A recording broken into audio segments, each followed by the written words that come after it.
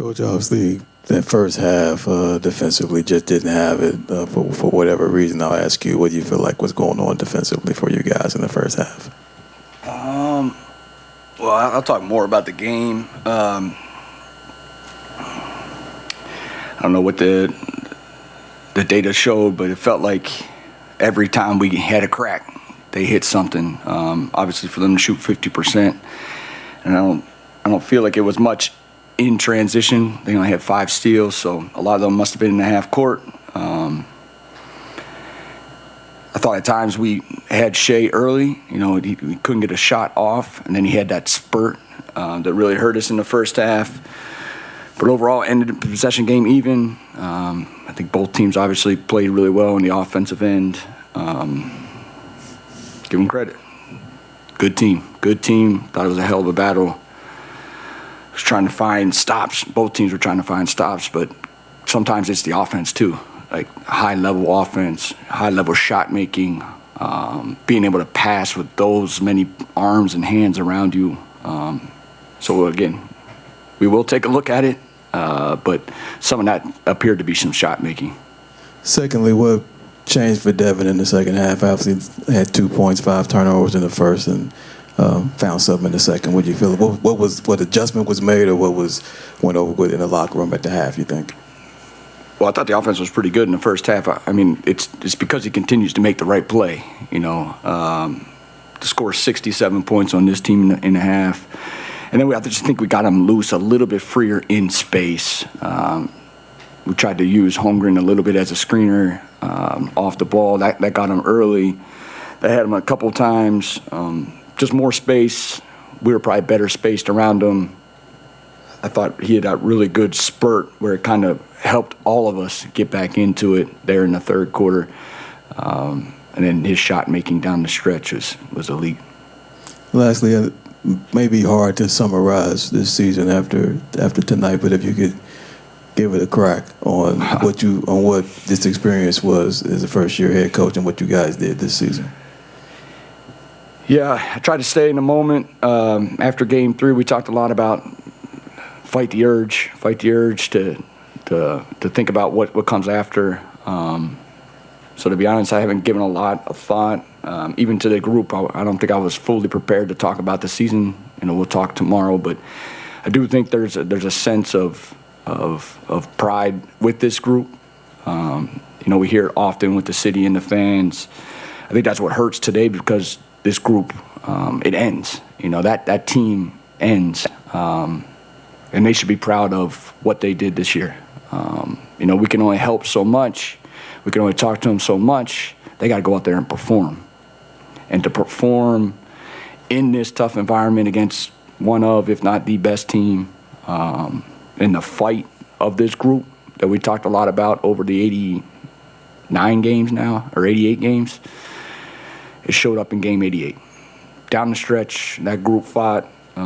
It's hard to take any of those guys out, so it's probably a long-winded answer, but off the cuff, we all can feel proud of what this team did, not only over the course of the entire season, but tonight as well. Jordan, how did you assess your team's offensive kind of execution, the way it evolved over the course of this series against that particular defense? Yeah, we knew we were improving over the course of the series, specifically on the offensive end, and it was all in our foundation. It wasn't something that we had to reinvent the wheel. So I think there's great growth there, not only over the series but going forward. I think outside of game one, we were able to find some solutions. I think tonight again, I think it was a lot of shot making tonight, but we felt the improvement over the series. We talk a lot about speed to offense, our space in general. And then against this team, it's not the first action. Some nights and random nights in the NBA, it can be the first action. These guys test you. It's not only not the first action, but your look or your window's a little bit smaller against these guys, and you got to be comfortable to let it go. And this might be kind of from the same cloth as Dwayne's question, but just looking at the series alone, what do you think you either learned most about either your group or yourself just in kind of going up against that team and preparing for them the way y'all did? Yeah, I mean, I think that is one of the minor blessings of the last couple weeks was the intensity of these games are like no other. And then playing the best is like any crack, they find it. Anything you try to cover up and get to the next one, they find it. They have a lot of solutions. So to play against the best or one of the best teams and battle them like we did and improve over the course of the series, there's probably a mentality in there that we're happy that we saw come through in the toughest moments. But there's also definitely schematics, game plan, messaging that I definitely will learn from. Coach, this is kind of in the same vein as Dwayne and Steven's prior questions, but when you look at guys like Colin and Grayson and Royce and just guys that have had career years, how proud are you as a coach to see guys like that make those strides and just sort of being able to maximize the most of their strengths? Yeah, I think it's the entire roster. It's not just those guys. I think to get to this point, and with the injuries, I think we try not to let that creep into us, but the guys stepping into spots they probably didn't anticipate to start the season. And then you're in the middle of the season, and then you have to adjust, and the selflessness that takes for some of those guys, I thought was incredible how our group was able to continue to move new pieces in and out, even up to today. Like, even Rasheer didn't go through shoot around, didn't know if he could participate in tonight's game. And then he comes out and plays in Game 4 of the playoffs. So some of those moving pieces behind the scenes, and those guys are able to just come out and perform each night. So I thought just overall the whole group's resiliency that you can talk about, but what they showed, again, Game 4, backs against the wall, is something we all can be proud of. Coach, I was actually going to ask you about Rasheer. Just, what did you see from him in that stint tonight? And then how excited is the group about just what him and Man are able to contribute moving forward? It speaks a lot to how they've developed over the course of the season. Rasheer is not scared to shoot it. We've known that. And then just his length and size, we're super excited to see where it goes. We'll have a whole summer with him. And then these minutes where are going to be impactful for his career. Even in March, into April, both of them are now got some playoff minutes, again, against a really good team. So super excited to see their growth in the next 5 months before they step forward, before you guys even see them. Again, that part is extremely exciting to me, especially over the course of the season. You're dealing with other stuff, but when they're in the gym in the summer, that's the part I'm really excited to see. And then I'm sure you'll see huge steps come next fall. Hey, Coach, back here. Eliab by Sports 360 AZ. The trust that these guys have had in you from the beginning has been clear to see. How much does that trust resonate with you from these guys in just your first year? Yeah, I think as a coach, you just show up every day, try to show that you're prepared and organized. You're trying to earn trust every second.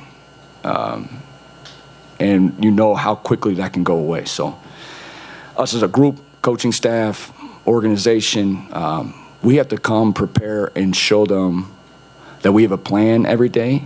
And then at the end of the day, they go out and perform. That's the hardest part. Ours is a preparation. How do we execute? And then on the back end, just evaluate. And it's just a repetitive cycle. So I hope they feel that we show up every day trying to help them have success, because they got by far the toughest job to go out there and play against another team that's doing the exact same thing to a high level. So it's not going to stop. Our group will not stop. You see how hard our guys play. It makes it easy to get up the next morning and try to help them out. Coach, kind of with Oso and, Rasheer, come on. The guys mentioned maybe in Colin, it was the first taste with the playing tournament, now the playoffs. Now that they've gotten maybe a feel and a taste for the NBA playoffs, how can you see that be a growth and a learning curve, maybe for the guys who aren't as experienced like Devin and Dylan, when it comes to the playoffs, and how can they just grow? I think the last couple months, I think it was like a crescendo towards the end of the season. We kept talking about meaningful games, value in possessions, and then, oh no, yes, you got to value every possession. Every time you get your hands on the ball, you got to get it. Every coverage, you got to know it. That's going to translate. you can only talk about it, but to be in that fire, be in the arena, that those guys were able to get meaningful minutes down the stretch will definitely help.